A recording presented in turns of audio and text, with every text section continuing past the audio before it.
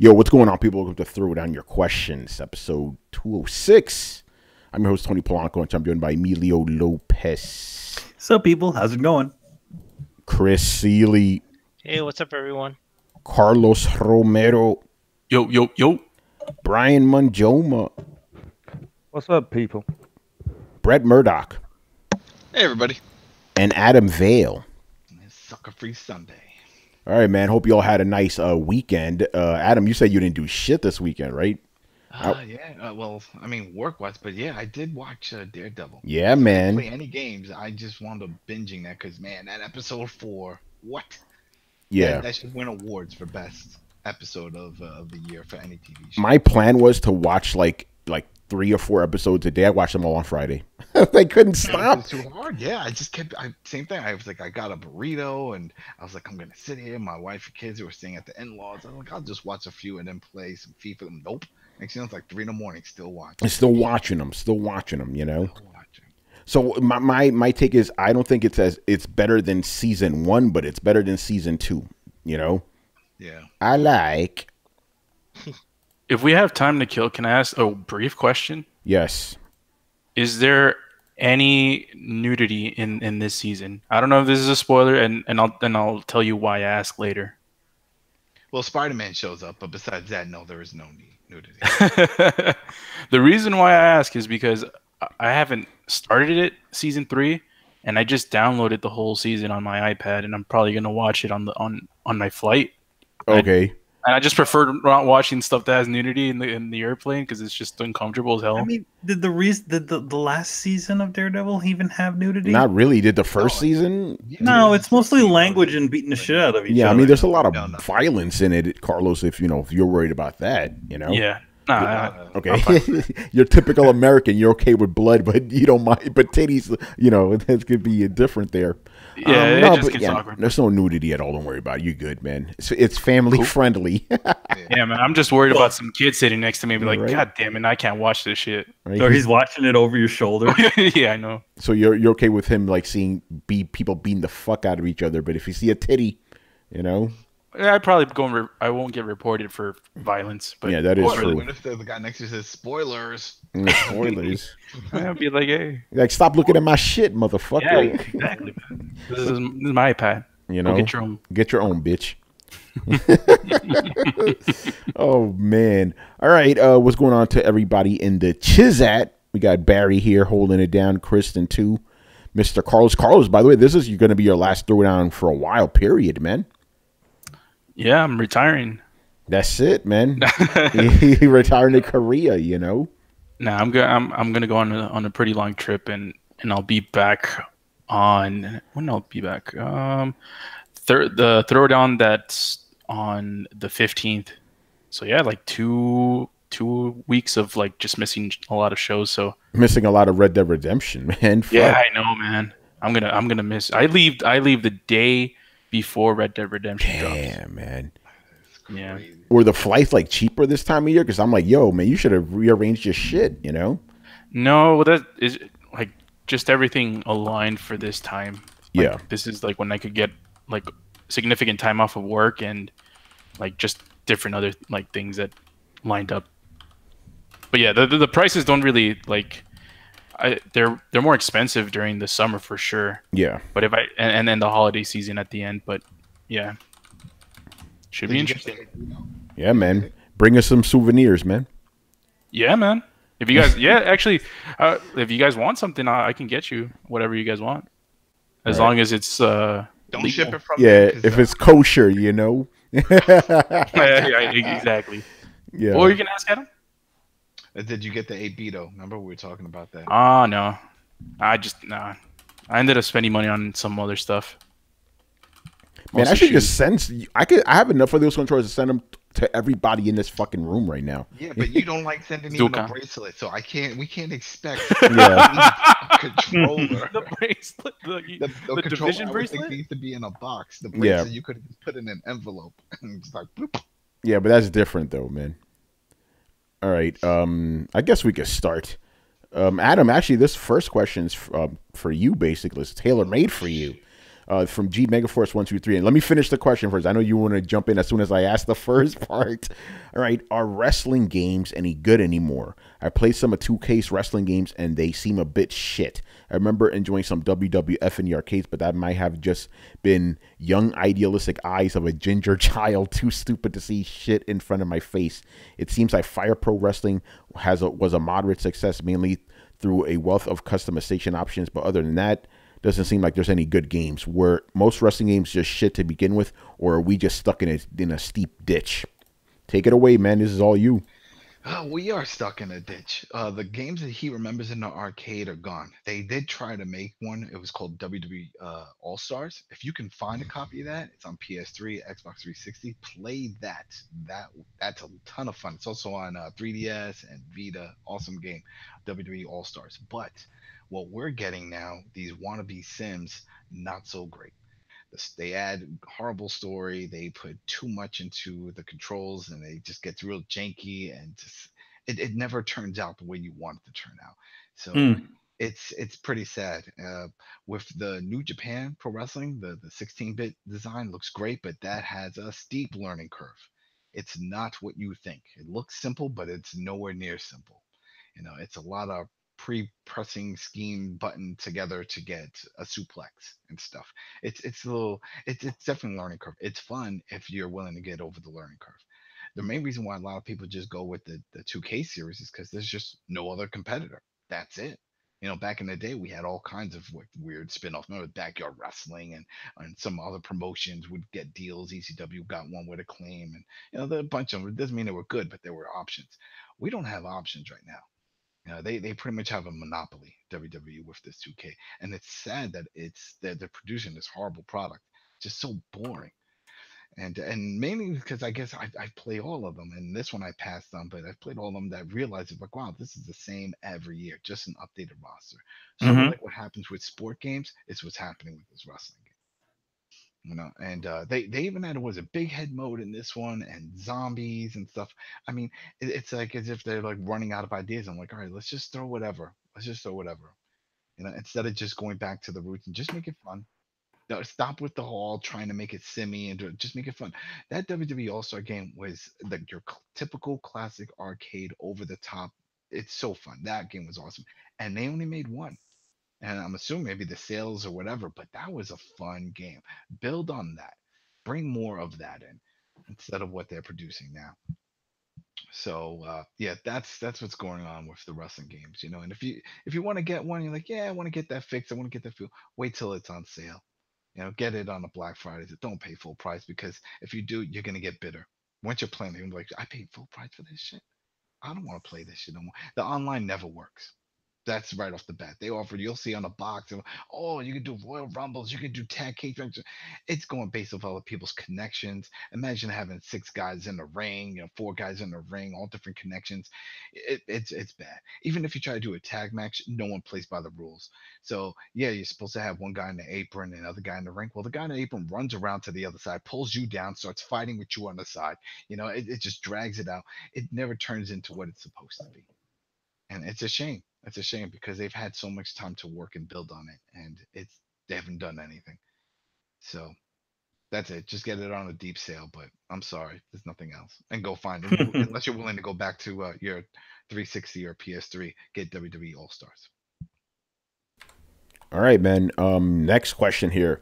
Are we smarter and more skillful than today's younger gamers? I ask because I don't see teenagers this generation playing and mastering games like Mega Man as well as other more challenging platformers and strategy games that require you to think. All I see are these kids playing the general high graphics QTE FPS button mashing games and Fortnite. Yes, I know it's a new generation and this is basically what they are growing up with. But when I was younger and in my teens, I was very curious and going back to see games before my time and playing them. Yeah, before we go into this little story that kind of gives context, right? I let my nephew, when he was 10 years old, play Sonic, the first Sonic the Hedgehog game, right? I played the fuck out of that when I was 11, right? He couldn't figure it out. It was too hard for him. He didn't know when to jump. He didn't know nothing. I'm like, the fuck, And then when I had him play Tetris game, I played a lot when I was like 9 and 10. He was like, how does this work? I don't get it. So I could understand where he's coming from. I granted, I don't really talk to a lot of kids these days, so I don't know, but I could see, I guess the skills lessening because games are not as challenging as they used to be. And plus there's so many games out there. Kids don't really have they don't have the need to stick with one game and get really good at it. They're skipping around all over the place. You know what I'm saying? Different time. Yeah, it is different. Yeah, yeah, we would be the exact same way. We would be, and conversely, if kids from nowadays grew up when we did, they'd be on the same level as us now. You know what I'm saying? It is all about the time. It's like talking to an older guy who says he grew up playing stickball and pinball. And he's like, yeah, pinball, you got to master, you got to get these high scores. He's like, that's kind of boring. Well, no, it's a different time. It's a different time. What they grew up in, what we grew up in, we didn't have the luxury of all these save functions and doing all this stuff till later when some console games actually supported with codes. A Mega Man, remember with the little balls? You have to put yeah. symbols. But That's it. Now that save state, hell, you don't even have to. You could just pause your game and walk away. You don't even have to save. You know what I mean? And come back and resume, and everything is just there. Yeah, But he- and he if also- and if you're not good at a game, you could just drop it and play another one. You weren't yeah, just you- stuck with the game, you know. Change the Oh, but- difficulty. Yeah. We also realized that it was our generation that created that Yes, for the new generation. that is It true. was our generation that was frustrated with with a lot of the the things that were from the previous from when we grew up. So there's save states, there's infinite lives, there's all kinds of stuff. So Yeah. and the thing is that it just seems like nowadays things are a little bit more games are a little bit more disposable despite their price. Back in the day, you used to spend, they were more than what they currently are, and your parents would just buy you one, maybe two, in a year, and you had to make those things last. I remember many years ago, I forgot who it was. I wish I remembered. There was some interview, and they were talking to a developer similar to that. He was talking because he was been in this industry for a long time. Damn, I wish I remembered his name. And he had talked about because he made games for the arcade and then transitioned to consoles. And he talked about save games and save states.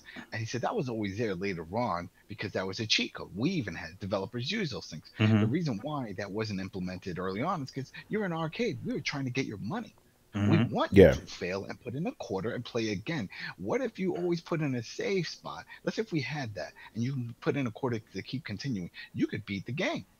We don't want you to beat the game. We want you to keep playing, and if you lose, start over, and keep playing like Gauntlet and stuff. Just keep playing. So Well, that's the other thing. I remember I read this years ago too. A developer was saying it's like, yeah, we're making our games easier because we actually want people to see everything we put in the games. Like we don't want just people to see the first hour. We want them to see the whole thing. So that's why it's like we created this grand story or whatever. It's like, and people are not going to finish our game. No, we're going to make sure they finish our game. So yeah, it is different, but I do believe that modern gamers, if they were back in our day, they would acclimate just the same way we did. 'Cause if that's all you got, you're going to get good at them. Just the way it is. So it's not like just I don't keep think. playing it. Yeah, so I don't think it's a matter of like we're better gamers. I mean, maybe we were, but if they were in our shoes, it'd be the same exact thing. It's like watch King of Kong. That's the best example to watch that, to see these two guys just keep replaying the same damn game over for years. But think about it like this: say if those guys were born nowadays, they wouldn't be king of nothing. They'd just be Probably not. playing every game. You know what I'm saying? That's what I'm saying. Yeah, no, they probably jump onto something else. Yeah.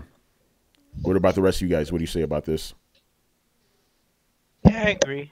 I mean, the context is there. We could only master one game at a time. I mean, games weren't even the prices weren't even standardized. Like certain games were like even $80, and that was an '80s money. So you get your game right, and that's it. So you're gonna play the hell out of it. I remember I bought Ninja Gaiden. I didn't even turn off my NES until I beat that shit. I kept that shit on at night. Put a little masking tape over the red light so my mom didn't know the shit was on. Yeah, you keep playing it. But that was the time. Like, yeah, if we grew up now with save states and infinite lives and whatever, we probably would take that stuff for granted. So yeah, I've seen the videos where they put kids in front of like original Super Mario Brothers or Mega Man or Castlevania, and they have no idea what to do. They're like completely lost. Now, granted, there's something to be said because they don't experiment with anything. Like, how do I jump? And then they walk around and then they get killed. And then it's like they don't like just. I mean, the control only has 2 buttons, so just hit them and you'll figure it out, So it's kind of weird that they don't really explore what to do. And because those games didn't tell you what to do. There wasn't a tutorial level where it's like, press A to do this, press B to do this, press your shoulder button to do that. Every game does that now. Every game has a walkthrough, hand-holding stuff to teach you how to play before you play. Yeah, well, because remember back in the day, like reading the instruction manual was required because it would teach you how to play the game. Remember, not reading it was kind of a point of pride. Who did that? Nobody I did knew that. people that did that. Nah, I didn't. Like, dude, I don't need to read the fucking instruction manual. I'll figure this shit out. Never heard of that because usually you buy the game and on the bus stop, on the bus ride back home, train ride, whatever, you read the manual, and that's how you figure out how to play the game. Nowadays, they just tell you everything. Like basically, I remember telling Manny about this in like the mid 2000s. I'm like, dude, the instruction manuals are like useless now. They just tell you everything now. They're collector items now. Yeah, People exactly. constantly trying to get a whole game set with the box and the manual. What? You got the manual? $20 for it. Yeah, yeah. That's an interesting one, but I never heard of that. People always read the instruction manuals. The people I knew, at least. Especially You if you know, had like Metal Gear, first one with all those gadgets and goodies. Ooh. because remember back in the day, video games were still considered like regular games, and regular games you had to read the instructions before you could play and shit. You know, unless you had somebody tell you how to do it. You know. But yeah, it's just a different generation. That's all it is. It's not that we're smarter or anything. It's just it's just the way it is, man. Yo, man, we smarter. Yeah, we smarter, we're better. We're definitely forged in fire. That's for sure. But again, I think those guys would be in the same position we're in if they grew up when we did. You know what I'm saying? It's like talking to somebody who drove around in cars that only had manual steering, manual driving. And Yeah. like, what, you got automatic? You're lazy? You don't know how to drive manual? What? Yeah, but if we went back to those times, we'd be in manual too. You know, that's just the way it would be. All right, let's move on here. Black Metal Gamer. So I guess is appropriate given the month we're in. What are your scariest moments in games, whether spooky or horror or whatever? So I guess just your top scariest moments in games. The dog. The dog. I was gonna say that the dog in Resident Evil. Dogs in Resident Evil, yeah. Yeah, when that shit burst through the window, man, that shit scared the fuck out of you. You know. Everything bursted through the window of that game. The zombies like, oh shit! Like fuck. Just trying to get somewhere. Fuck. Yeah, and in more modern times, and it's still Resident Evil. When I played Resident Evil 7 in VR, man, nothing's gonna top that shit. That was fucking scary, man. I'm over there screaming like a girl in front of PR and stuff. That was embarrassing, man. they're like, "Are you okay, sir?" Then the girl whispered in his ear, "I was gonna go home with you tonight." Damn. But you a punk bitch. That one moment in Resident Evil 7 when the fucking, I forgot his name, the dad guy just runs through the fucking wall. Oh. I'm like, what the, I don't know how they did it, but they just timed everything so well. Like all the little jump scares and stuff like that. And they took that from Resident Evil 2 when Mr. X bursts through the wall. When you leave the room, you think, I got away from that son of a bitch. He comes bursting through the fucking wall. Oh, shit! And that was with bad camera angles back in the day. Them tank controls, man. Yeah, Resident Evil 7 in general is fucking just scary, man. Like the whole game, you know? Shit, even the beginning when you're just going inside the house. No, son. Like the way you just go inside, just crawling in, it's like, why are you doing this? Yeah, dude. Oh, man. You know what would be cool? If you could just, I don't know, if we could find somebody who knows nothing about the game. It's like, yo, I got this game. You want to play it? Yeah, okay. Nothing. And see how far they get before they're like, yo, I'm not playing this shit. In VR? Just in anything. Just in VR, yeah. Just scary altogether. Don't tell them anything about it. It definitely has a creepy vibe once it starts, but see how far they get. Yeah, what's up, Brett? You're like, psh. That was me yelling at the cat. Okay, bad cat. You're like,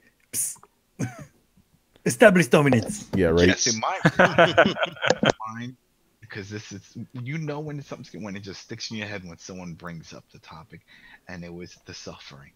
Did you ever play The Suffering? No, but I know about that game. In the prison, right? Yeah. The prison, yeah. There was this one scene where, so you're in the prison, you have a flashlight, batteries run low, you got to find more batteries. It's one of those games. And then eventually it starts down, you have to swiggle the buttons and then get the battery juice. Anyway, this is one part I'm walking, you hear a lot of creepy sounds and stuff. And I go into this one room and I see that there was an electric chair. I'm like in a control room. I could see there's an electric chair. Right, so once I get close to it, looking around what to press, and then I see that there's a monitor like up on the corner of the ceiling area. So when I get close to it, it's sort of like, I don't remember, I pressed a button. I think I did press a button to zoom in, and you could see, and it's like behind you, right?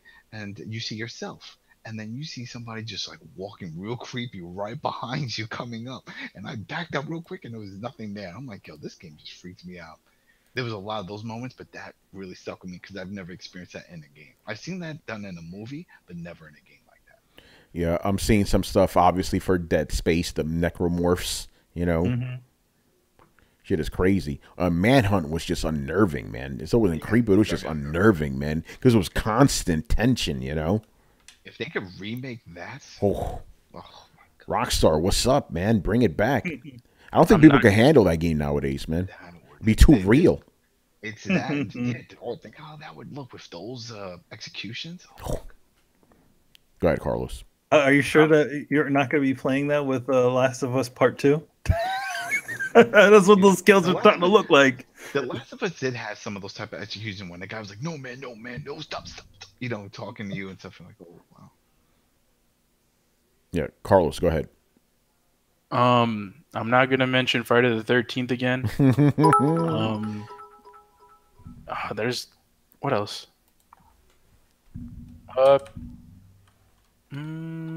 Yeah, like Dead Space is just in general. Like, there's a lot of parts that are pretty spooky.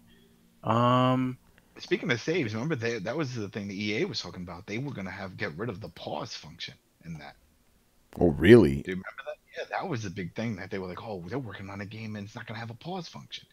And that was one of the ideas they wanted to have it, but then they thought it would just be too difficult. That if you died, you would have to restart over, and that people would just rage quit and never play. But they wanted that whole stress intensity feeling. It's like you're knowing that you can't pause, you can't walk away from this. You have to keep going. Mm-hmm. Yeah. All right. Here's one from Matt Wheaton. I know Chris and Brett will like this one. He goes, "Don't forget the catacombs in Dark Souls. That area is Nightmare Central." Oh yeah. Oh Jesus. A lot of stuff in Bloodborne is Nightmare Central. Like, you wake up and before you can even get to the dream, you have to fight like a freaking werewolf, and you just have your fist. So I'm punching this son of a bitch, you know. Yeah, right. That game is full of nightmare. Dark Souls, like the Bloodborne DLC where you fight the guy for the Moonlight Sword. What's his name? Ludwig. That fight was crazy. He looks like some kind of fucking donkey cross with Godzilla. I don't know what the fuck he was. He was crazy. It's hilarious. What about the rest of you guys? Horror stuff. Brian, what about you? I say mostly like the first hour or so of Fear was like really intense. Like just being like not chased around, but I'm like this like creepy like 7-year-old girl just like pop out of nowhere and just creeps you out. The worst one was when you like go down this ladder, and you know how like in some games when you go down like the ladder, it like orientates you to like look at where the ladder is, and then you start going down, then it's just there. Like I just froze. I'm like, do I go back up the stairs or do I just stay at the bottom of the stairs? Like, what the fuck do I do? I don't know. Yeah, I can handle that. It's actually one of the reasons why I actually stopped playing it. Then I grew some balls and I finished it. This isn't a horror game, but Inside for me was kind of spooky. Just like the whole atmosphere. Oh yeah. Like, I don't know. Like, it's a game that is not. It's not a horror game. It's not trying to scare you, but it's like it suffocates you. Definitely designed to, like, it feels like a horror. Yeah, it's You're oppressive. waiting- Yeah. Yeah, you're waiting for that to happen. Oh, you gotta go to the attic for some more info. Yeah, that's where it's gonna happen. Limbo was kind of like that too. That really creepy black and white vibe it had going But on. he did die, so it was a Oh yeah, and it was died. brutal death too, man. It was shit. They killed that little boy, you know. And that's not a spoiler, people. You will die a lot in that game. Yes. It's a puzzle game. Yeah. Brett, did you go? Or are you still chasing away your cat? No, I went. All right. Okay. So let's move on here. This is an interesting one. If you could take a genre that you don't like and add your own touches or elements to make it likable, what genre would that be and why?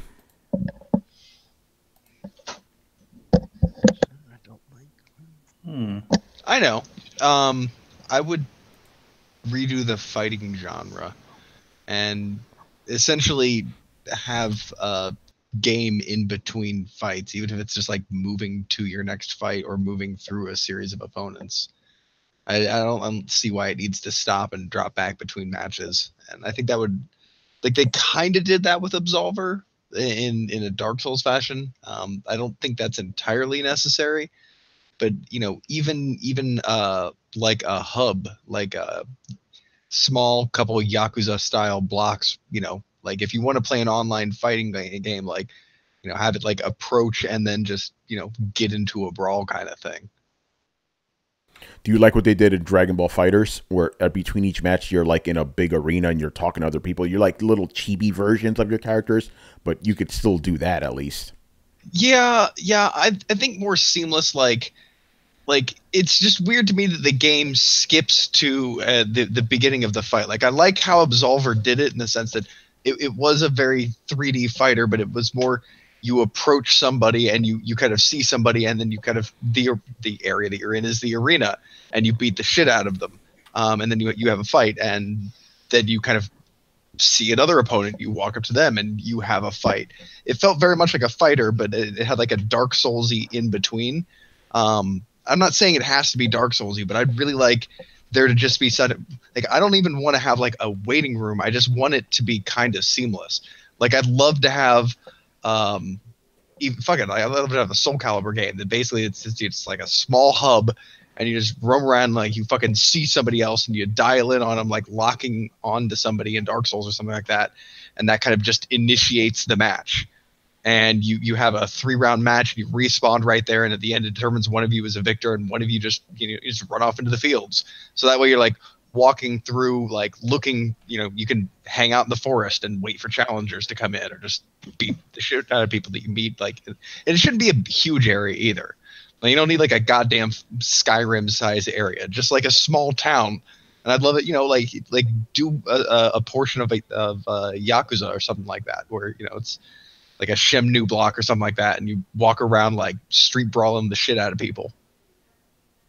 But actually do, and that's one of the things I liked about Absolver, was that it had real, what I felt like were in-depth fighting mechanics.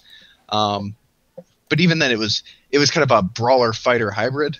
So I would be perfectly fine with them taking that approach to the fighting genre and doing a full, combo system, depth, everything like that, different characters, that kind of thing. Cool. All right. What about the rest of you guys? Okay. Hold on. I'll add one to that. Yeah, go ahead. I'd actually like them to just take a battle royale approach to fighting games. Explain. Exactly what I mean. Like you while you're trying to survive as opposed to just shooting. Oh, okay. So it's like a big fucking arena, and they release 100 of you, and it's a fucking free for all.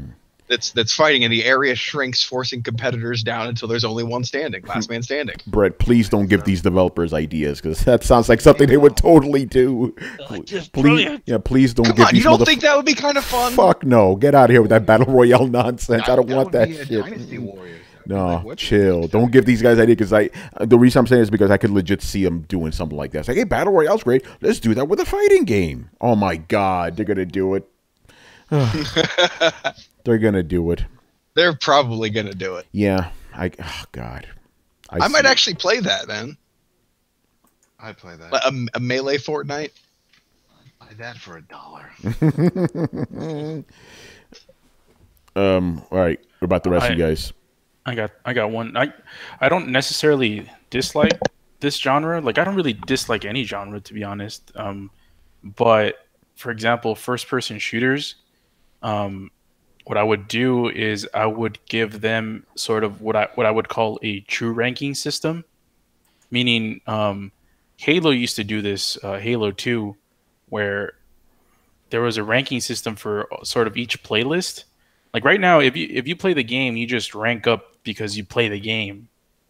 But I want people to, like, I would prefer people to rank up just by playing matches against other teams and winning. So I think that aspect of what Halo 2 had is really missing in the first person genre, because you can have more competitive matches in games. Like you have matches now, like let's say Call of Duty, you're playing Call of Duty. If someone drops from Call of Duty, like no one really cares. And I think that's a problem, because I mean, you should go in as a team into a match and finish as a team.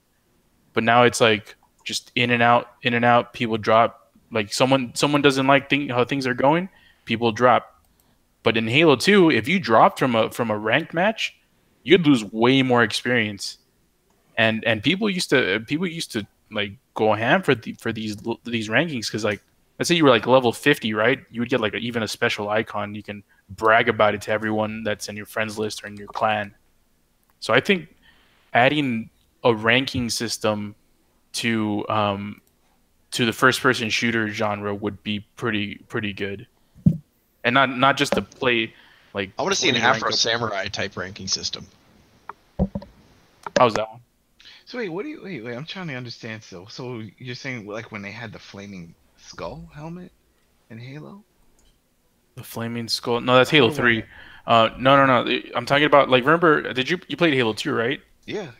Remember, like there was a ranking system from 1 to 50, and the more you won, the more you increase your level. But if you keep losing, your level will go down. Oh, yeah, I get it. Yeah, they still do that in some games. Not enough, man, was and something not in the big ones. Halo doesn't even do this anymore. No, they don't do it. But there was what I was just playing a game that did that to me. Division does that. Oh, it's not a It's first-person like shooter, Dark Zone. No, but it still has that feel of like, oh, when you start losing, and it's not an your level RPG. goes down. It is RPG. It's RPG. But But yeah, is like- the only game I know that still does that, where it's like, hey, we're gonna drop your score now. That's the only game I know that does that. And that's good because it gives people sort of, well, it gives people precaution to just drop off from matches. Like they'll feel ramifications if they do and just drop their teams off, and it makes people more competitive. Street Fighter does that. If you keep losing, you keep lowering in Yeah. rank. You know. Yeah. Yep. Something similar to Street Fighter would be pretty cool. Yeah. Let's see. Matt Ween says I'd actually rework quote unquote walking simulators into what they should be in the first place. First person adventure games like point and click adventure, but it's in first person. Yeah. There you go. That works. That's a good way. and- Yeah. Like for example, Call of Duty is like a perfect example because it's like one of the games that's the most horrible offender, and it's the most popular one. Prestige isn't really that prestigious. Like if you think about it, it's just people who have enough time to play the game like crazy. It's like, do you have 24 hours out of your day to play this game? You're gonna prestige pretty soon. This is how I knew Call of Duty was shit. I was playing some Modern Warfare 2 online, right? And I fucking stunk. Sucked up the whole place, right? I still leveled up. I'm like, wait, what? How? I sucked. Exactly. You know, so It's that's the what let me know that continuous gratification. Yeah. That's what people like. didn't That's satisfy me. I'm like, this game is bullshit, you know? things popping up. You kill somebody who was on a kill streak, or you assisted somebody, you get a shield for assisting. I mean, it's constant. Hey, you shot your gun 3-4 times and you made some contact with that. Boom, boom, boom. It's constantly giving you, people like it. People like all that shit. No, I understand that, but to me, it's bullshit, you know? When you and this was when I was in high school, so maybe my attitude would change to this. But like, let's say you were in a party, right, in Halo 2, and someone in your party was a level 45, like, which is freaking high in anything. People like would be like, "Oh shit, this guy's 45. That shit's crazy." Like, I don't know, like it's weird, but like people would have more respect for this person because they know how hard it is to get to that level. Yeah, And no, if I you were understand, yeah. And if you're playing online and you're like, "Oh shit, we're playing a competitive match against level 40s. We have to step our fucking game up." That kind of stuff is what I But you wish know was what in else? first. I don't think they did this in Halo, but I know this was introduced in Call of Duty, at least from what I remember. The double XP weekends and getting those bottle caps to add more time or double XP and stuff. Once that introduced, I knew a lot of people that would just play on those weekends. All right, we're going hard this weekend. Oh yeah. So that way they can get it. And then some people thought that was cheating. I was like, yo, I had to grind for this. And now you're getting double, triple XP because you bought some Mountain Dews? It was like, yeah, that's not working. Because remember that? It was the Mountain Dew. It was under the cap. You get the cap, and then you would get 15 minutes or a half an hour. If you got, I think it was a half an hour for a 2-liter. And then if you bought like a whole 12-pack, you would get an additional hour. You know, but people would do it. And that's why I hate, not hate, but that's why I dislike some aspects of first-person shooters today, because obviously they're not doing these kinds of things because they want to have everyone feel included into the party. You know, it's like they don't care about the competitive nature of the game. They just care about if everyone thinks like they're good enough to like live along in the game. Well, I think they do care because that's the only reason why they have those championships. They try to make it into an esport because they're like, look, you should care about it. Yeah, but like esports, like like we had our own version in Halo 2. We had our own version of like esports. It's like we didn't have to go to like some convention in some fucking place to play against people. Like we would join a match and it'd be ranked, and if we lose, we're gonna lose our freaking level. If we win, we get to gain our level, and then we get the bragging rights. But that doesn't exist anymore. That it's just a whole bunch of random people getting sorted into a match, and they don't even talk to each other. There's no communication. No one knows each other. Some people are probably watching Netflix while they're doing this because they're just camping in the fucking corner and just waiting for someone to pass by. And it's fucking horrible what's happening in first person shooters. Like there's no sense of competitiveness and camaraderie in that genre. Unless you have your group of friends. If you have already a crew of people, then that's what you do. And those are the ones that usually dominate in squad. Yeah, exactly. And that's an issue too, because like if you're by yourself, you don't have anybody else who plays the game, you don't get matched up with someone that's even a tenth as cohesive as the buddies are, and you'll lose automatically. You don't have a choice but to lose against those people. But if there's a competitive system where you get matched up with people around your level, and if you lose this game, you're going to lose that level, and that level means something to you, then you're going to fight for that level. But that doesn't exist. So it's just like participation awards. Yeah, pretty much. They're trying to give people justification for buying the game. You know? Yeah. All right. As for because I want to move along here. As for me, I don't really, obviously I appreciate all the questions here, but I don't like this question because my thing is like, if you don't like the genre, then don't buy the game. It's pretty simple. Like, because the thing is like, if I were to alter genres I don't like, and there's plenty of genres I don't like, they would just not be that genre at all, which would kind of defeat the purpose. You know what I'm saying? Like for like Overwatch, I'd be like, hey, add a story, add some platforming, add some, and like that, it would be so like different. I'm like the thing is like, and Brett, this is based off a little bit of the conversation we were having earlier. It's like not every genre exists for you, and that's fine. You could just move on, play something you do like. So this whole thing is like, oh no, this needs to change for me. I don't really, because but let me finish, because I see that a lot from gamers. Like, oh, this needs that, this needs that, this needs. I'm like, dude, don't buy the fucking game. Buy something you do like. It's simple, you know. Yeah, I don't understand what the idea is to try to make a genre into another genre. Yeah, and people obviously like these games. Just because they're not for me doesn't mean they shouldn't exist. Go ahead, have your fun. I'll buy something else, you know? And I'm just saying that eliminating the genre. I think they're saying like what games should take additional or a different approach.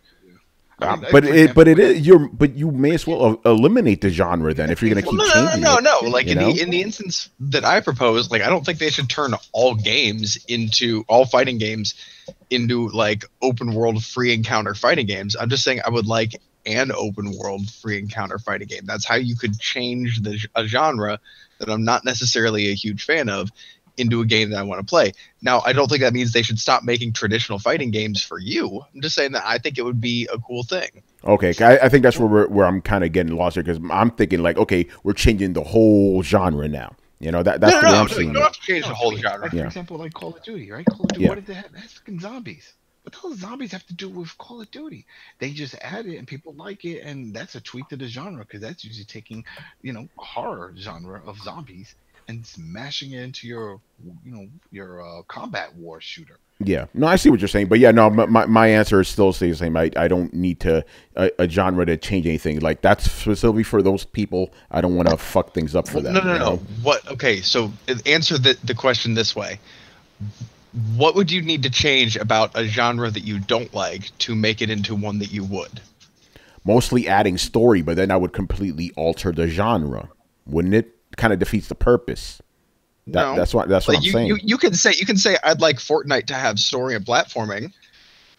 Or a Fortnite-like game that has story and platforming. That's fine to say. That doesn't mean that they need to change Fortnite to you. It just means like somebody should make that game.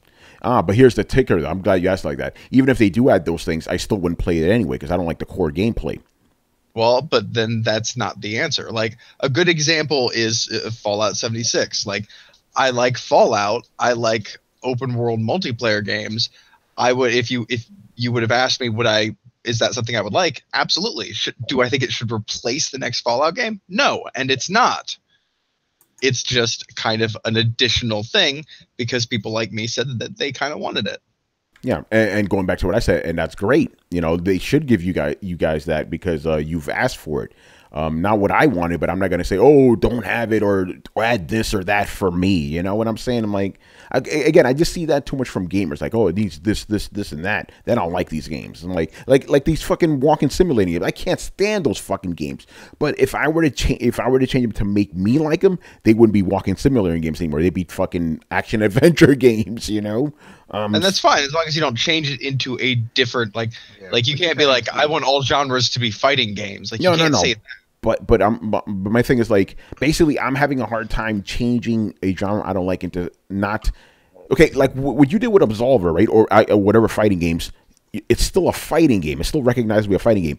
I've been thinking about this question all day, and I cannot think of any instance where I can change a genre and still have it recognizably be the genre it started off as. I would, like, every genre I don't like, I would need to make radical changes so it wouldn't even be the genre it is in the first place. Which How makes about an MMO? What about an MMO? The only difference, but it then wouldn't be an MMO because I'm like, take away the online aspect, then it wouldn't be an MMO anymore. You know what I'm saying? Okay, this is something I don't understand, and we were talking about this a little bit earlier today, but what is it inherently about the fact that if does other people in your game bother you on a fundamental level?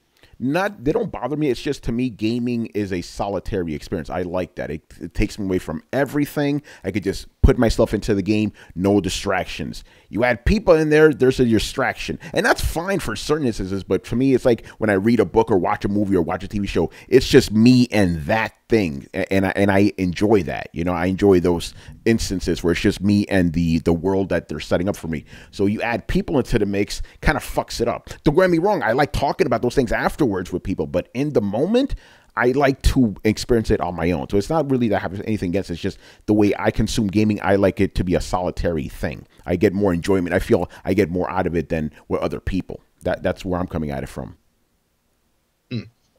So yeah, so to answer your question though, it's like MMO. It's like, yeah, take away the online aspect. Now it's not an MMO anymore. You know, now it's just on. Yeah, you would think there's some sort of middle ground in there. Like, you like Monster Hunter even though it's online. Yes. But the thing is, but in those sorts of situations, you choose whether you are, you know, whether you want to be with somebody online, or you can just totally play the game off. And if you do play with other people online, you don't even need to talk to them. They're just NPCs, basically. You know, the obligation is there. Like, I'm going to say a crazy thing right now. When I play online, I liken it to having sex with a gorilla. You ain't done until the gorilla's done. Like, you have no choice in that. You're stuck in there. That thing's fucking you. That's it. You're stuck there. You know, you can't just opt out whenever you want. You know, so that's kind of another instance there. But basically, I'm just saying, for me, for a genre I don't like, the changes I would need to implement would change it from being the genre it originally began as. So that's why I can't really answer this question. Understand? I think look at Yakuza. Yakuza has it was just a beat 'em up. It was a story beat 'em up. But look at all these other little things they added. They added the dancing for the karaoke. They added the mini games. They added the arcades.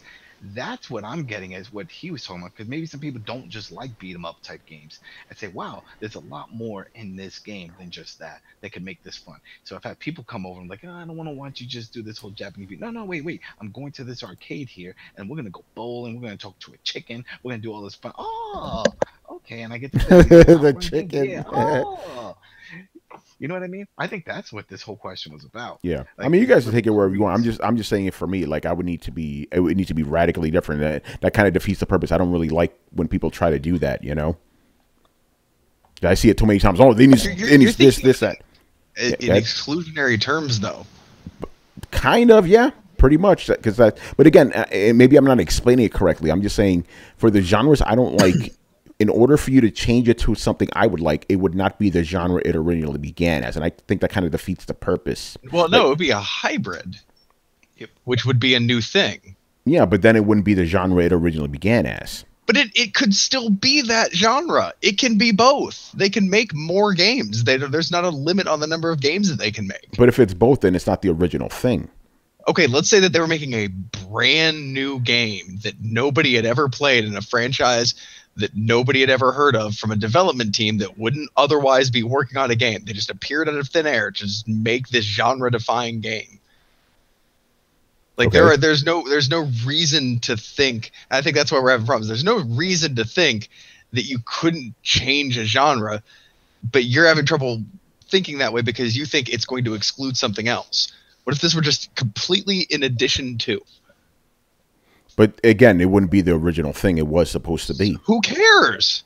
I care because that's the point Yeah. of the question to me. That's the whole point. You know, it's like how who do you cares? take? Like, who cares? Well, I can understand the point of the question. I'd be like, what would you have to do to change a genre you don't like into one that you do? No, yeah. I mean, if that's how you're saying, I can understand it. But to me, it's like, you know, I read it as how do you change a genre into something you would like, but still keep it the same genre. So it's a tricky thing for me. It's a weird sort of thing because it's like you're trying to have your cake and eat it. It's at this point, it's like, well, if you're going to start switching things around again, it's not going to be that genre of Does adding an open world to a driving game make it not a driving game anymore? No, but that's a perfect example of that. And I'm having a hard time coming up with an example like that. You came up with a really good one for fighting games. That's a really good one for driving games. It's like, hey, it's the same driving game you've always known, just in an open world. The genre is still the same. I'm just, again, I'm a little bit more extreme in the way I'm thinking about it. It's this is the way I'm interpreting it. It's like you go, hey, you don't like broccoli. What can we do to make you like broccoli? I'm like, okay, you add, make it taste like meat. No, you add some sauce to it. You add some salt. You take away the broccoli. You put some meat in there. I'm like, wait, it was supposed to be broccoli. An easier one that you can relate. Yeah. Like, you don't like spinach? What would make you like spinach? Popeye. There you go. We put Popeye on it. Popeye likes spinach. Do you like spinach now? Yeah. And that didn't work for me as a kid, by the way. I'm like, no, I don't like that shit. Even Like, yesterday. yeah. I still eat really spinach. interesting. That didn't work for me. My mom did try that. It's like, hey, Popeye likes spinach. I'm like, yeah, I like Popeye, but I don't like spinach. If you want me to get spinach, get rid of push-ups. yeah. Take that spinach out of the can and put some Spam in it or something. Then I'll like spinach. Do you consider JRPGs and Western RPGs the same genre? That's a good question. You want me to answer honestly or objectively? Yeah, and I can guess what the answer would be for both, because that's kind of an example of sort of one genre becoming into something else. Like me?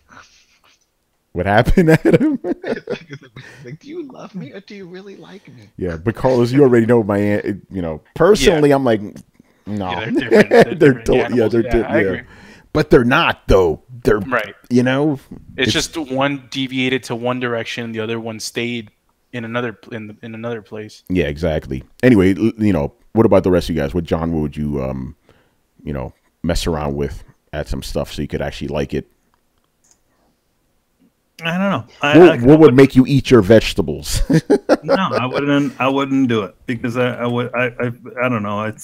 I agree with you in that sort of sense where it's like, again, it's like if we start moving away too far away from that sort of thing, then it doesn't become that genre anymore. It's some sort of amalgam genre, It becomes action adventure, which is exactly what action adventure is. Action adventure is an amalgam genre. Yeah. By the way, Manny, I didn't do this ahead, but I was going to say I'm going to speak for me and Manny because I already knew your answer too. You and I have almost the same gaming taste in that regard, so I already knew where you were coming from. I wouldn't change it, to be honest. It's like, you know what? I've always had a love for fighting games, and to be honest, it's like, all right, in this day and age, though, fighting games don't hit the same way that they used to. But officially changing them, I don't think I'd change them, but I would. Metal Gear, with their change and they turned into an open world. Did I? World. You love that game. Do I? You did. You told us you constantly played it. Did I say that I love that game? Yes. I think it's here's the thing. It doesn't essentially the game, the core aspects of Metal Gear do not change. What do you do? Also, Manny, you also already liked that genre, so you didn't need to change in the first place. No, I was already, if Metal Gear stayed as the way it was, as the state away is, I would have been just perfectly happy. But adding additional things, but the core elements of that thing do not change. You still sneak, you still do it. Now, them turning it now, if they decided to do the total opposite direction, turn it into Uncharted, then that would be a problem. Yes, but Metal Gear always changed. It was just one mechanic that really stayed constant. That's the core mechanic of it. So in other words, it still is a stealth game.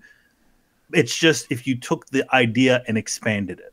Now, for a fighting game, again, like what we're talking about, just in general, changing around a fighting game. Okay, what are the core elements of a fighting game are the fighting elements, right? But when you start to have add maybe sort of action adventure elements, then you start changing things away. So now you have essentially like, okay, now you can just jump around and do all kinds of other things, and then you can also get into a fight. For me, the core, if you ask what's the core mechanic of a fighting game, to me it would be sort of the 1v1 nature. That is also it too.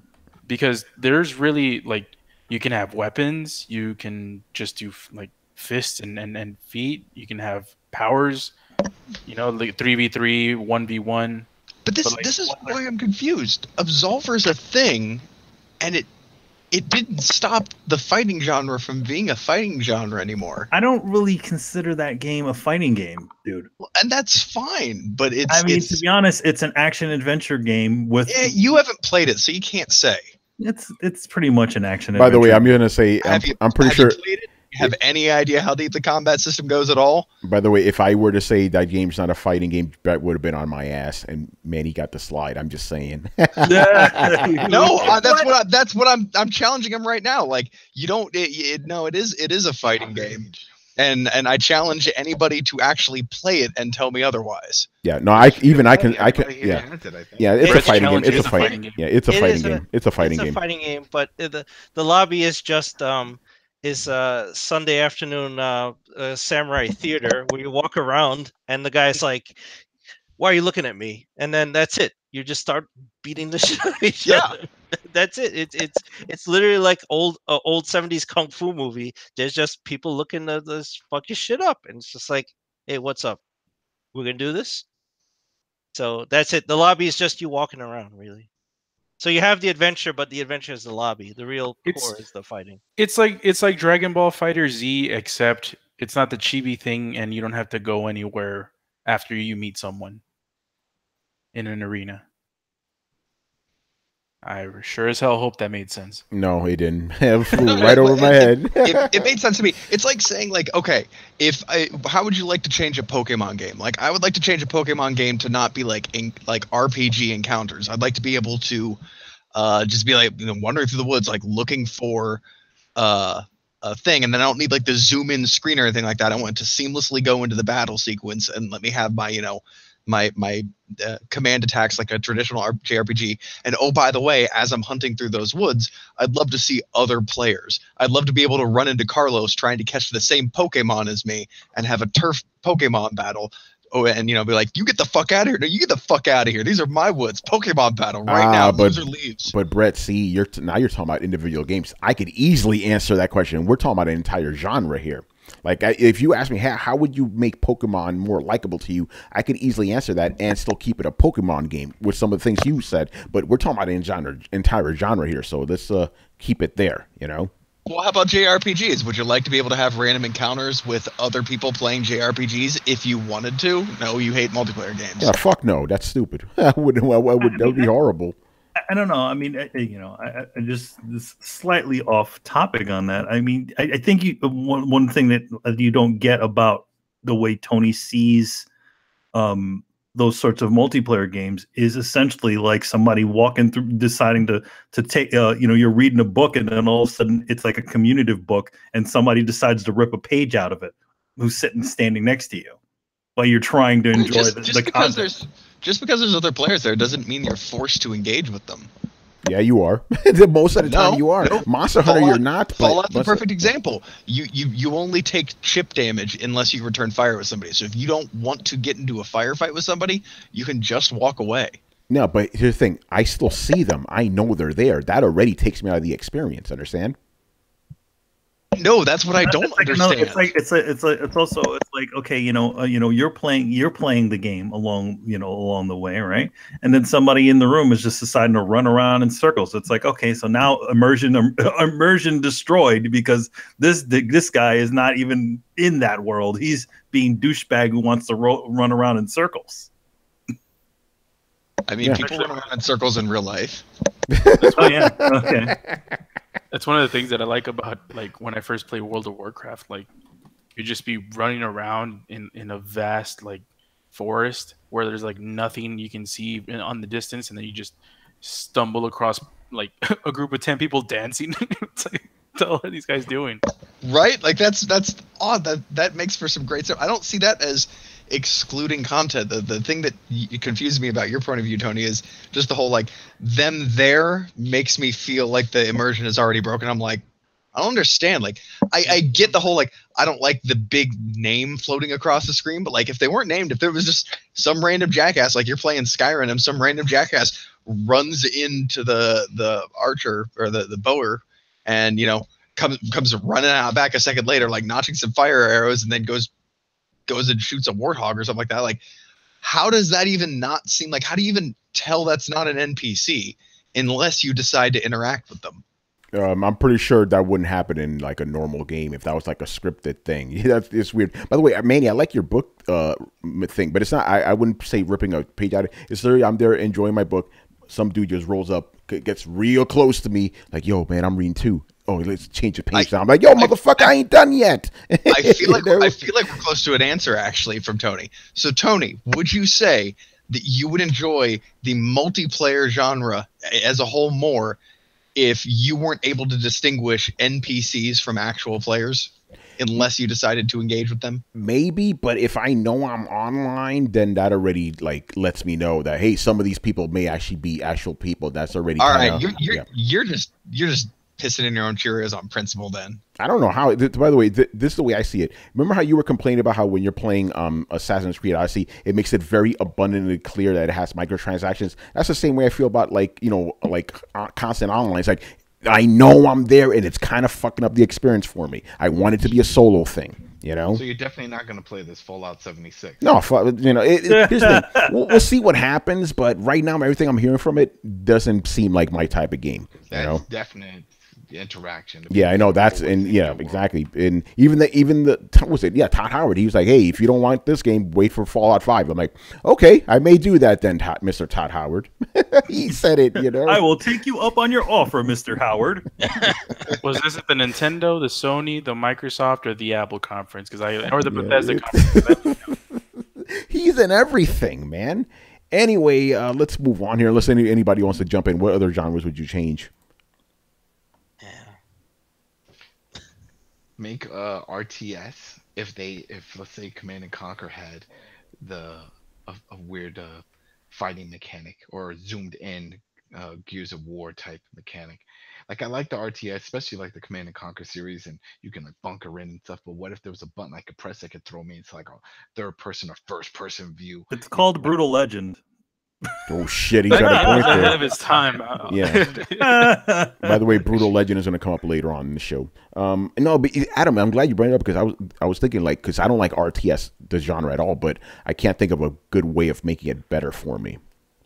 How about this? Let's just It's always the controls. RTS are awesome on PC. Oh, dude, let's just kill every game and just make Nier be every genre ever. There you go. No, just make Yakuza every genre. There you go. It has everything anyway. Hey, Adam, you just made me think. Like, would you be interested in a hybrid genre where like it's essentially like a checkpoint based first person shooter, but one person is playing the commander like an RTS, and they're actually the ones moving the checkpoints? Make it so. Let's do it. So I played the shit out of that game. Yep. Let's do it. So like you'd send like a command, right, to like let's say a group of troops, and then you would like press a button and then you'll turn into one of those troop members. Well, wasn't that the idea with Dust 514? an EVE Online. Like they would connect, and then you were on the ground. Yeah, that's right. You had a commander, and he'd lead his troops. Yeah, that's right. Yeah. Well, that was didn't more take supposed off. to be you like when there were areas in conflict. That's where it would spawn the matches, and then the player victories would determine the actual conflict resolution. It wasn't as seamless as that. Like you couldn't just jump down onto the battlefield. But I'd like to see, like, because we know we can have 32 player lobbies, so 16 players across 2 groups. One of them is the commander on each side. They're playing a version of RTS, and it's decided by lottery or rank in competitive matches. And then the other 15 are broken into like 5 squads of 3, and or however the guy wants to like break them up. And so like let's you say have if the person playing the one is RTS. losing the battle, you're working on another battle, one is losing, and then you can zoom in on the captain, see his current situation, and see how you can improve it. Ooh, that'd be cool. Yeah. Brett, they've already done that. That's how Mag worked. I was just gonna Is it say really? that. Yeah, I remember that. They That's had right. like a overall commander who commanded the whole like 1 to 8 players, and then they were broken up into teams of 64. So there was a squad leader, and then there's like a team leader. So yeah, that's how Mag Yeah. worked. That didn't work out so well, did it? Yeah, it's funny. Like it's interesting. Mag was kind of ahead of its time in a lot of ways, but that shit did not take off. You know. Nope. And also in terms of RTS games where you can like join the battle like in mid-flow, Divinity Dragon Commander allows you to do that, as you can command your troops and then turn into a dragon on the battlefield and fuck some shit up. And to further go to your whole setting waypoints as a commander, as you sit back and do the team, or you like navigate the battlefield. Technically, I think Battlefield 4 allows you to do that, where you can like play it on your tablet, and then you can like set waypoints for actual people playing, and then they can go there and get more points. Few games tried it. I remember All the orders. Division, where Division was trying to do that too with the app shit. people yeah. saw it as cheating. So Yeah. By the way, Brian, at the end of that, you should add, and you guys would know this if you played PC games. Well, yeah, like It was Well, not PC is the test bed. That was not a master racy enough comment. I Brian. felt the master racy underneath. I just wanted him to bring it to the surface, man. Hey, if you play these games, then you'd know about them.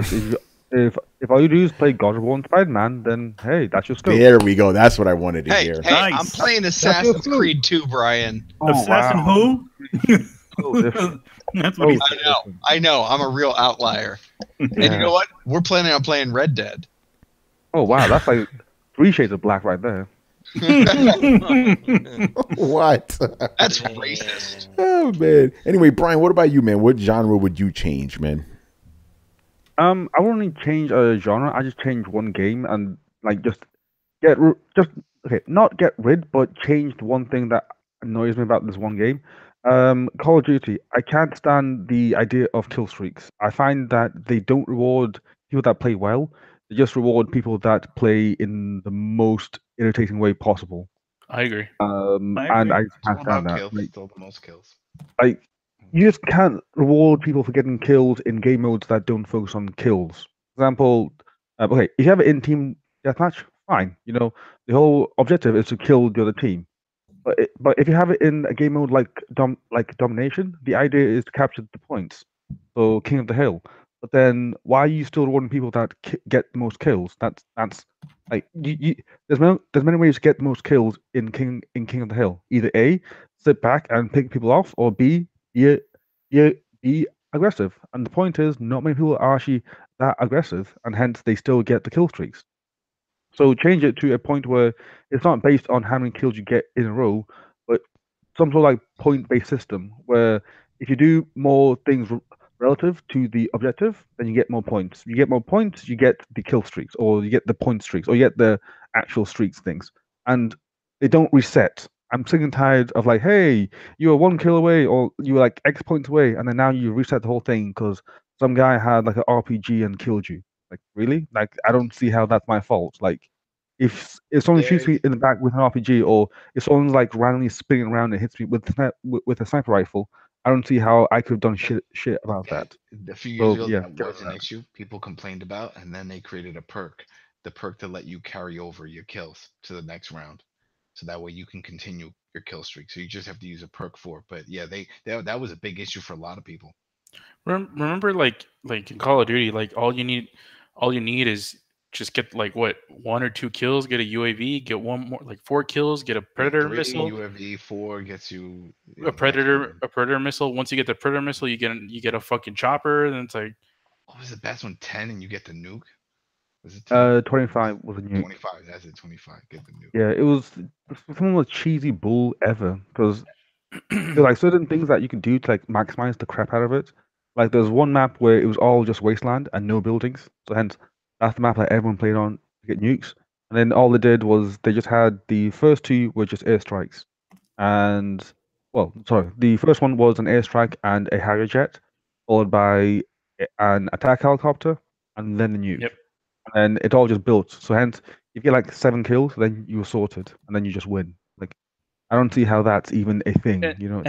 And by the way, that the person who summons all of those perks doesn't hardly even have to move after like a certain point. They just have to stay there.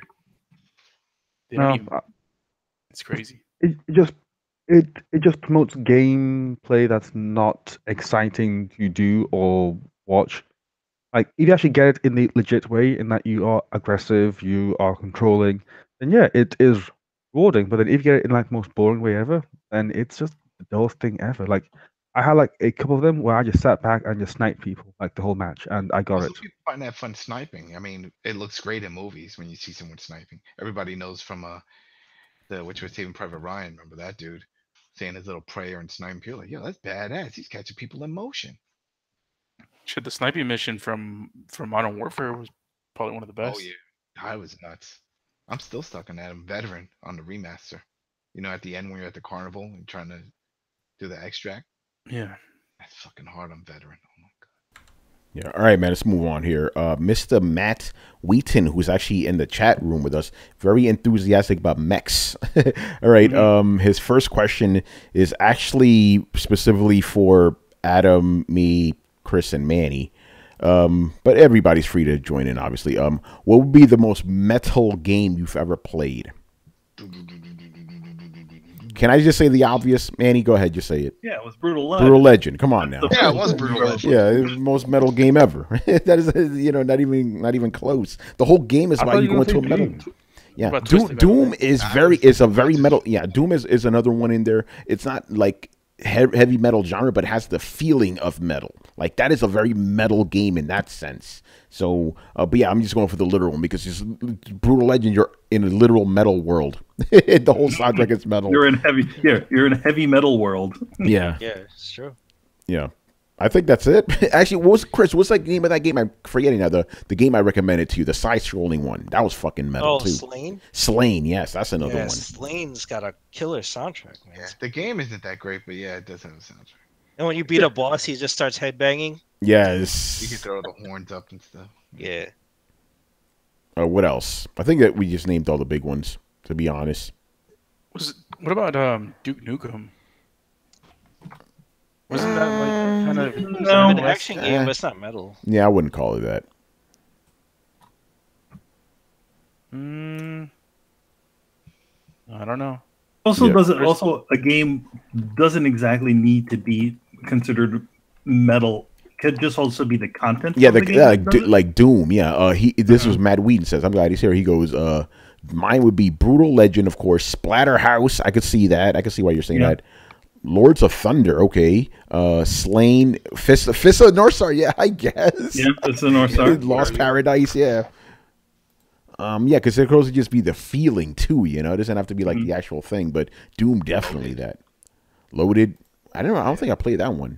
That was a classic on PlayStation. PlayStation. What's going on all day digital? Killing people in an insane asylum, and it's just blood splatting all over the walls and stuff. Oh, I love that. Yeah, I'm pretty sure there's other games, but that's the shit we got off the top of our heads. All right, and Matt, I'm glad you're here for this because his question is, what are your thoughts on the Yakuza developers possibly doing a Phantasy Star reboot or something? Now, Matt, is this like, because I looked this up, I couldn't find any links. Is this like a hypothetical thing? Like, would we like them to do it, or is this something that's actually happening and you want our thoughts on it? Because if they're doing it, that would be pretty insane. But I'm guessing this is more of a hypothetical thing. Like, hey guys, what would you think if Yakuza guys did it? I don't know about that. Like Yakuza guys, I don't really see them as an RPG studio. But then again, who knows? You know. Listen, at this point, I want anybody to bring back Phantasy Star. And I'm not talking about fucking Phantasy Star. I'm talking about the real Phantasy Star. We haven't had that since the fucking 90s. You know, like Manny, you and I have been talking about this forever. Like, where are we gonna get Phantasy Star 5? You know, what the fuck is that? Like they just went on to his online stuff. Like that's cool, but can we get the real shit back too? You know? Yeah, this was hypothetical. I don't care who it is. Yakuza guys, I don't care. Bring it back, Sega. Bring back and the real Phantasy Star too. You know, they brought this shit back in a fucking mobile game. Like, come on, Sega, what are you doing, man? Nobody wants that shit. That's them committing without committing. Yeah, nobody wants that shit. I remember I got hyped as a motherfucker when they announced that. Turns out it's a mobile game. I'm like, come on, man, bring back the real Phantasy Star. You know. So yeah, I don't care. I don't care what studio does it. Just anybody, bring it back, please, man. All right, next up, Mr. Figs. So before his question, he goes, I wanted to apologize for the question by Jason Schreier. I always post my questions before your show on Thursday. No problem, man. It's all good, you know. So his one question, this is a little bit of a doozy. All right, so he goes, I know you guys can't answer this because you all work in industry. We don't all work in industry. Some of us do, not all of us. Some of us. Yeah. But has there ever been a game you guys wanted to fail? He goes, for me, I honestly want Battlefield 5 and The Last of Us 2 to fail. Let me say I loved playing as Aloy in Horizon Zero Dawn and Lara Croft in the Tomb Raider reboots. They were both strong female characters and amazing games. Developers of those games didn't have any agenda. They just wanted to make great games. My issue with Battlefield 5 and Last of Us 2 is that developers are preaching forced inclusivity and are actually toxic and hostile. Ironically, they are being the least accepting of anyone calling gamers sexist and not to buy the games when gamers ask for historical accuracy or to play as Joel.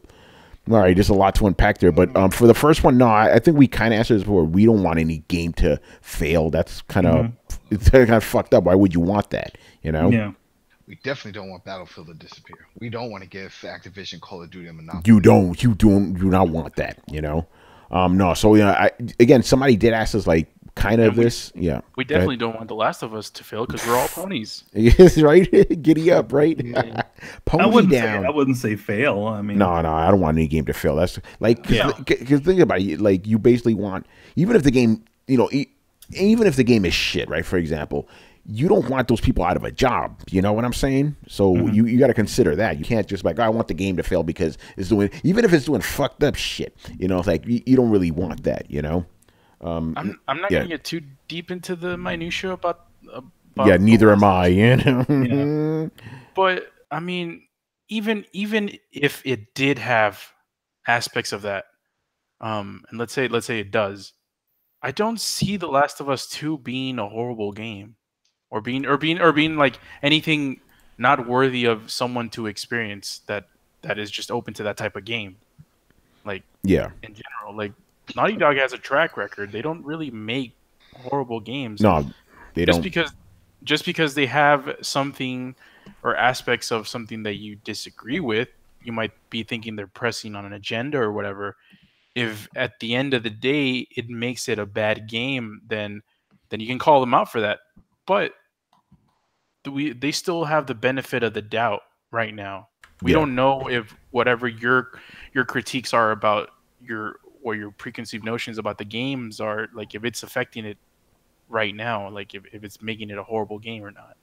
Yeah, and as for Battlefield 5, because I did play the Norwegian mission with the girl, right? It wasn't the girl with the robot arm; it was just a regular girl. Like, yeah, that did happen. Like, yeah, you didn't have women in the front lines and shit, except for the Russian army. But freedom fighters came in all shapes and sizes and genders. So that wasn't historical disaccuracy. I know that's not a real word, And even the mission I played, it was based off something that really happened, but video gamified, so I think we kind of talked about this before. It's like, yeah, if a game's supposed to be historically accurate, you want that, but at the same time, you got to give it a little bit of leeway because the game still needs to be fun too, You know, But it also still needs to be a game. exactly. And by the way, we played as Ellie in the first game, so it's like Yeah. My thing is, this is what I want, Carlos. I'm glad you bring it up. I want at least one mission with Joel, so it'll be balanced. You know what I'm saying? Remember, in the first game, we had Joel for the whole game, and then you had that one level with Ellie, right?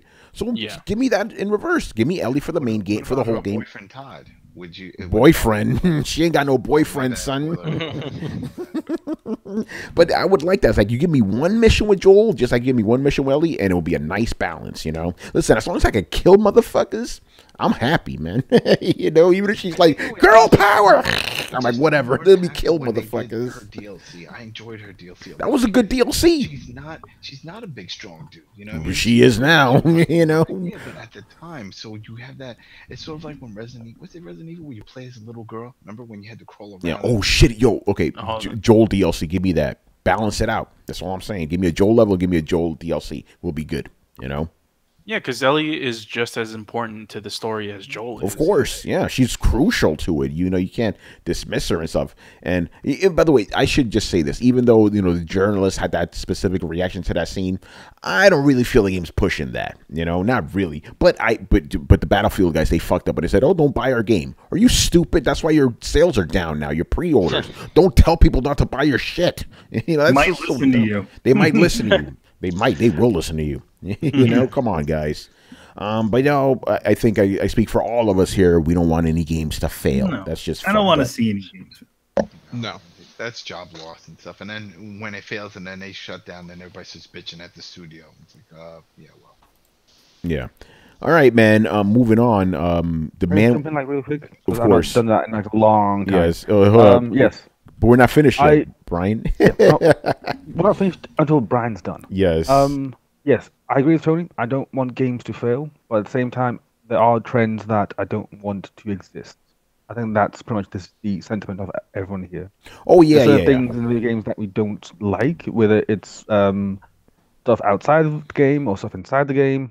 I'm going to go into specifics, but there's some things that don't make sense in games.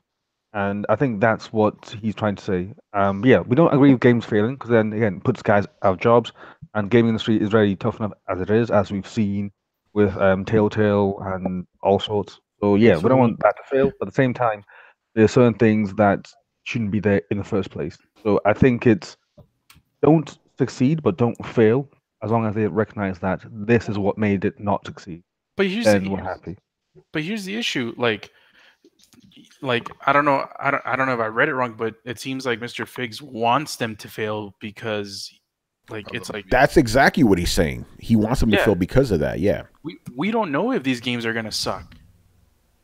Like that's the whole thing. Like you're rooting to fail. Like if someone is harming the industry in a way that is just gonna bring everything else down, then I would be open to listening to that kind of stuff. But we don't know if these games are gonna harm the industry or not.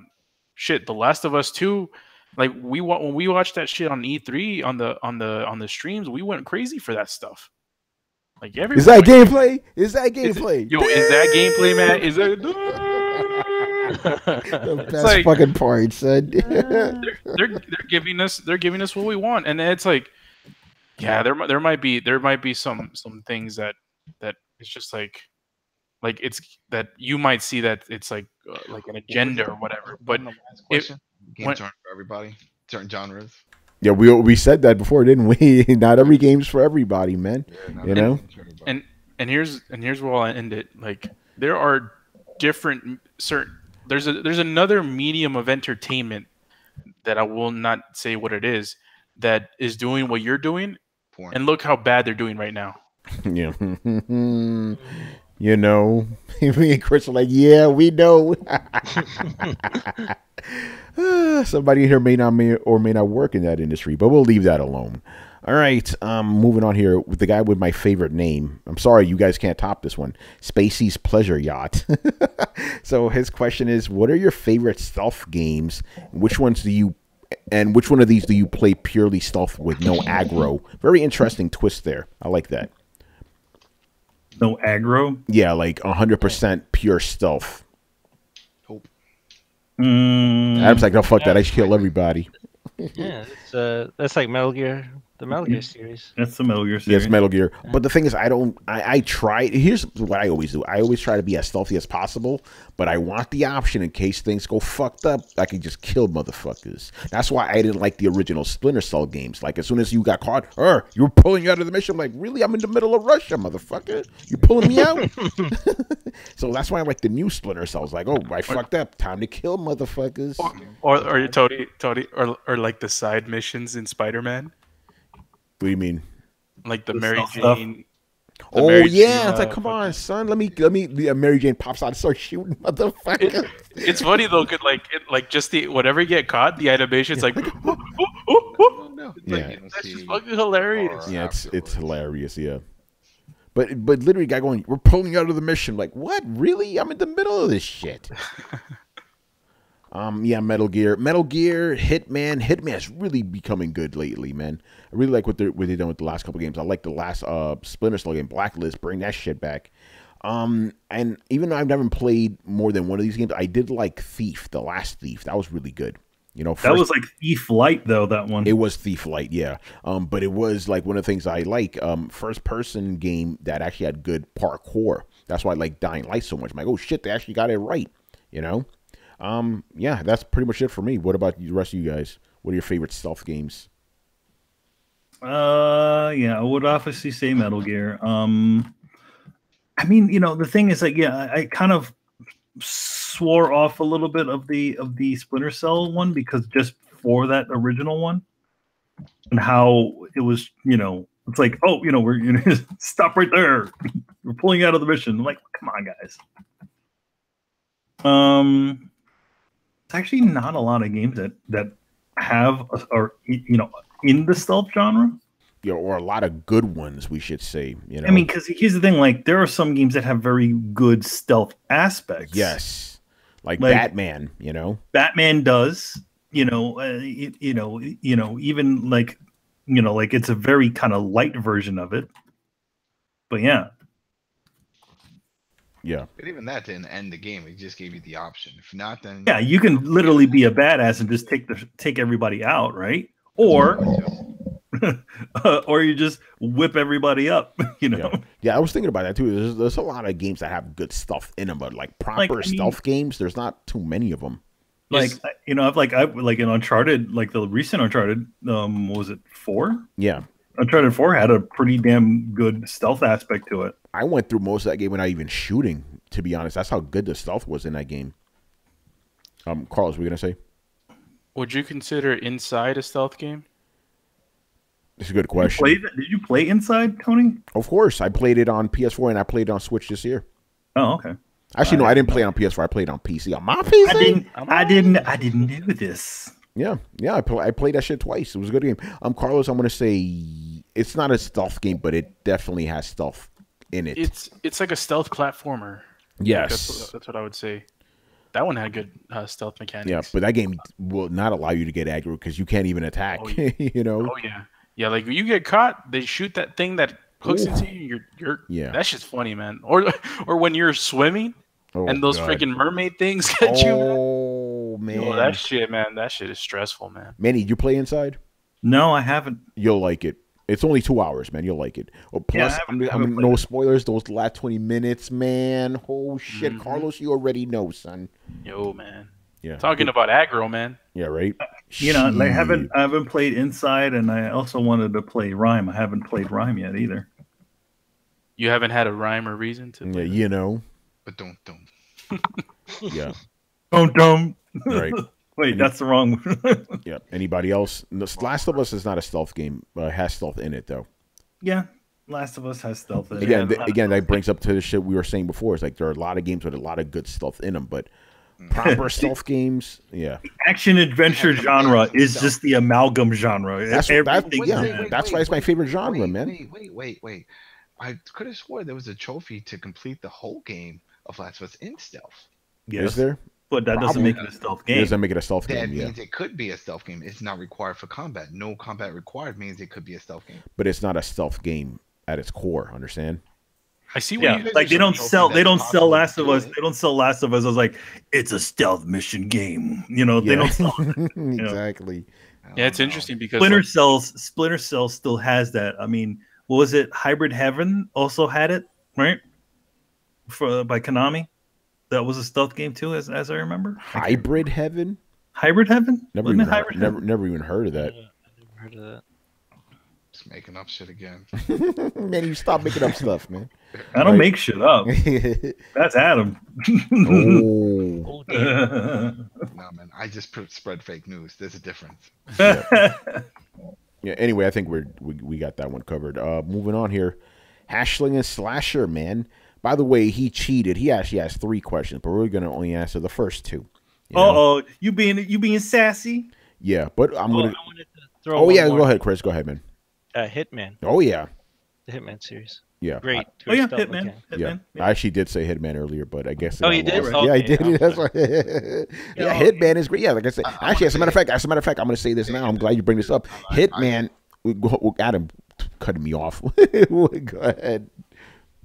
No one said this. I'll say it. Hitman. Motherfucker, Damn man. Damn it, twice. Yeah. I'm going to say, and I said this in my preview of Hitman, like that's the only big AAA stealth game in town right now. Splinter Cell's gone. Metal Gear ain't around. You know. I If you got want- one. All right, I'll Yeah. throw one. It's kind of still around. It just came out with a new version. Mark of the Ninja. That's all stealth. Okay. That was That's a awesome. And side that just came scroller, out. right? Yeah. Yeah. and Yeah, I they never just did a played that remaster I never that played came that, but out. okay, yeah, that counts. There you go. That's the same game. That's the same guys that made Shank. Yep. Yeah. just got remastered I mean, too. Yeah. Played Tenchu. Tenchu's good, but Tenchu, but Yeah, yeah, there you Tenchu go. hasn't- stressful, man. Tenchu hasn't existed in how long? You can still name it. It doesn't matter how old it is. I guess so. All right. It doesn't Tenchu. matter. Yeah, there you go. Doesn't matter how old it is, man. He didn't put a statute of limitations. Whenever you play GTA and you have like what's it called, like 3 stars or whatever on you, and it becomes a stealth game. Oh shit, yeah. Well, do you think Assassin's Creed is a stealth game? Because it definitely started as one, and it's still one at heart. I don't. one. Yeah, that is a good question though. I don't consider one, but it has a lot of heavy stealth in it too, so it can be. Yeah, I see what you're It saying. started as But one. like It did. Black still Flag has isn't it. a stealth game. Black Yeah. Flag is a Just went pirate through that. game. Yeah. You said it can't.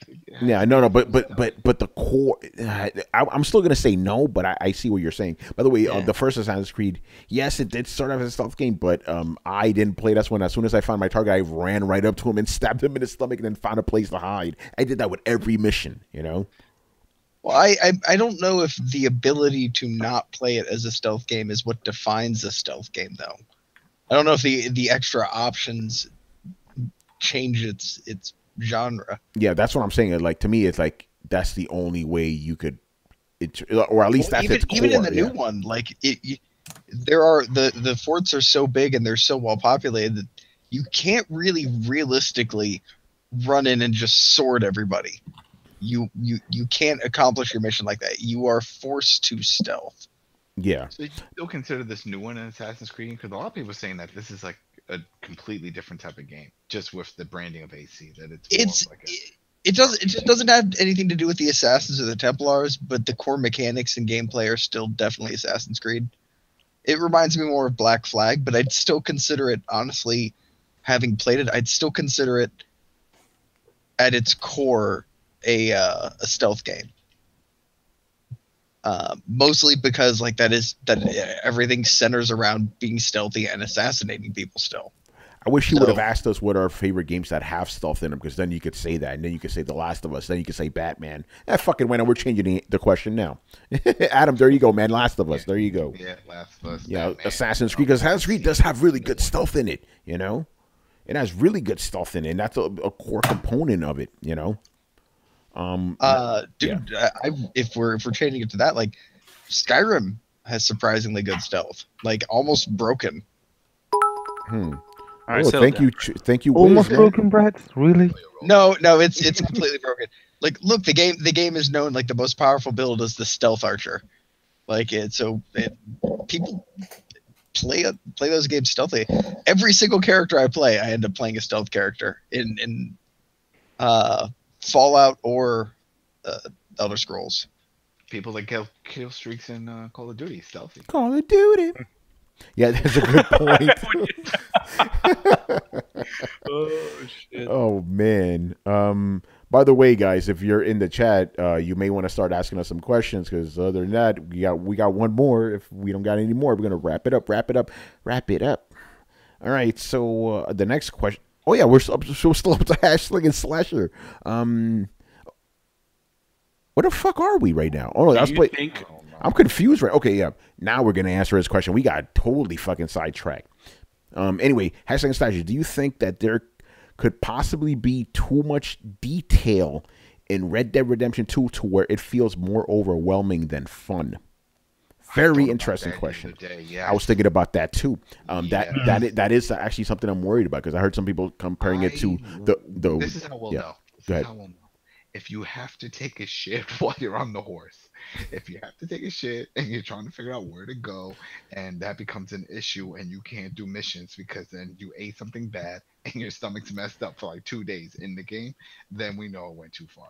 Because they say they're very detailed with everything. You can eat too much, gain weight. So like the old games that you gotta bathe yourself. You're gonna be funky. You gotta shave. You gotta do potty, right? Potty has to be part of it. Yeah, you're right. I didn't think about that. What if you're playing a game, your character has to take a shit? You can't do the mission now because he has to take a shit. Wait, so in Red Dead, if you eat a bunch, your character gains weight? Yeah, just like San Andreas, man. Remember that shit? Right on. You know, so I look forward to seeing horribly fat people in Red Dead Online. Yeah. And if you don't bathe, people are gonna be like, "Yo, man, you fucking stink." and the hair growth and everything happens in real time. Yeah. So as time goes on, it'll take a long time to grow a beard.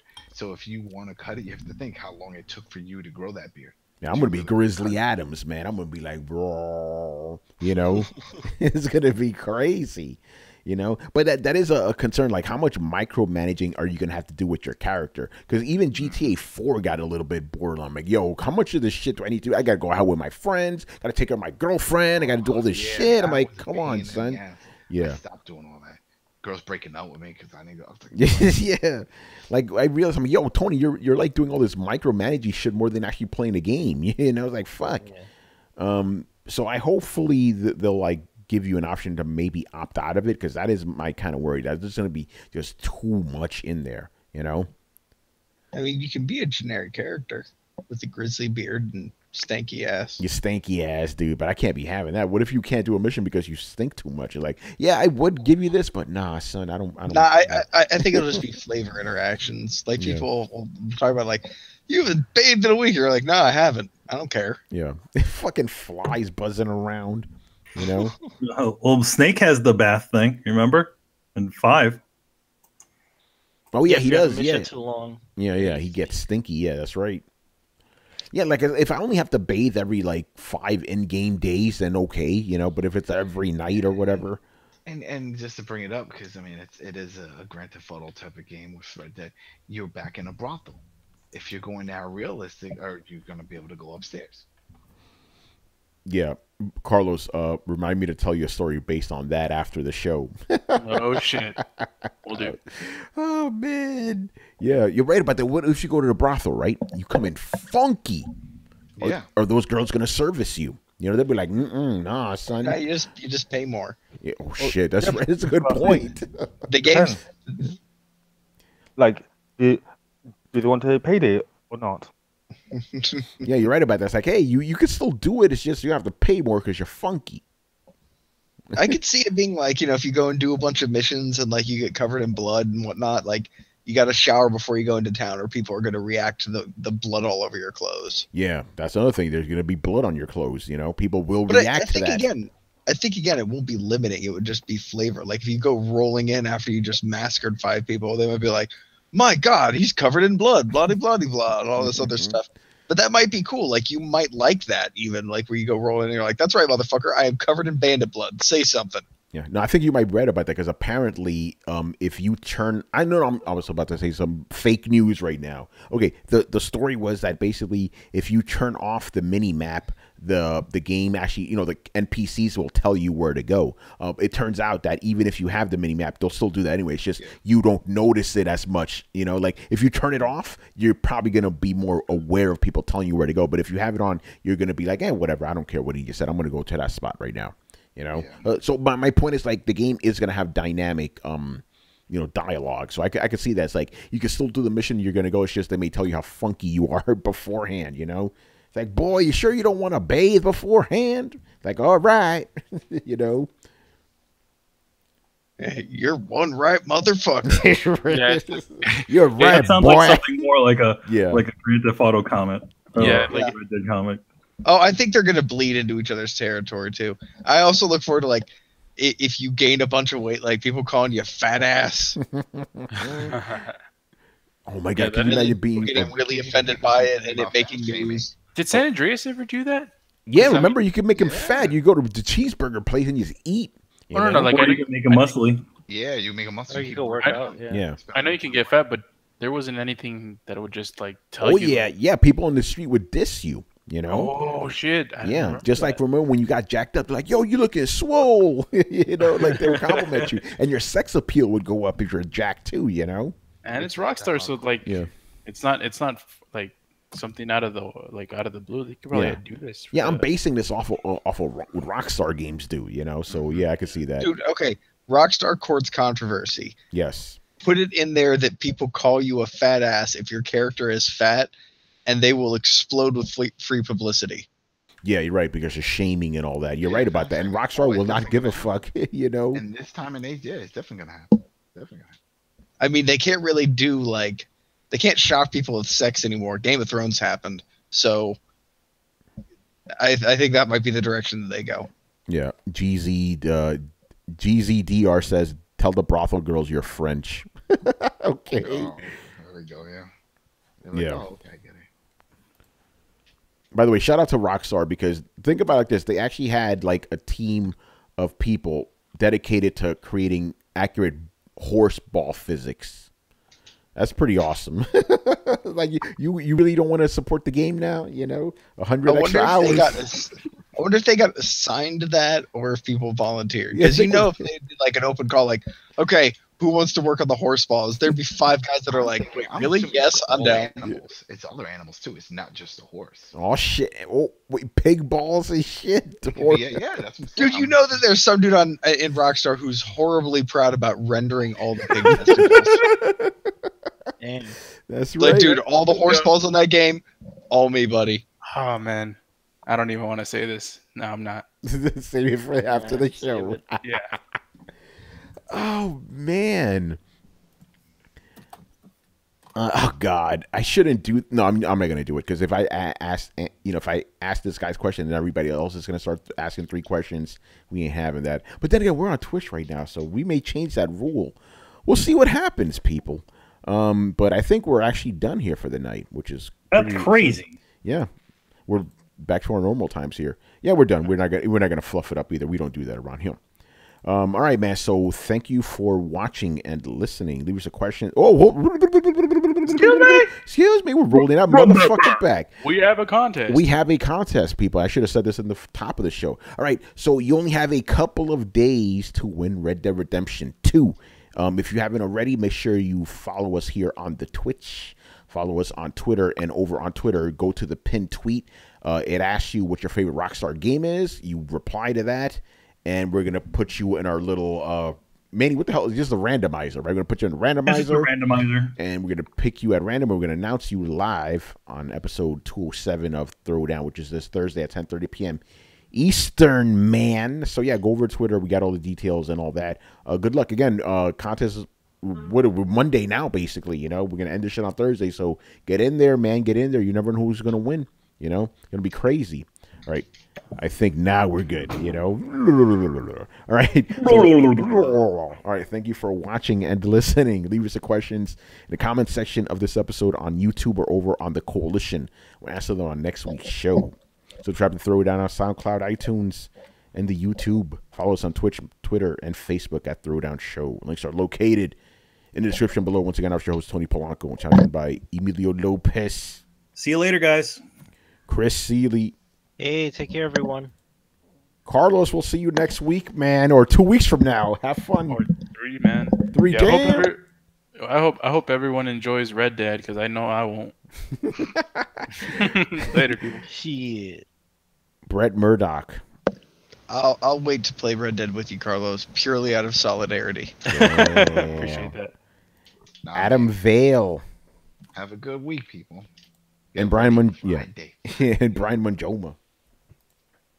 You guys do not have any idea what you're in for when Attack on Titan Season 5 I drops. knew it. 'Cause it gets dark. Not Season 4, Season 5. It gets dark.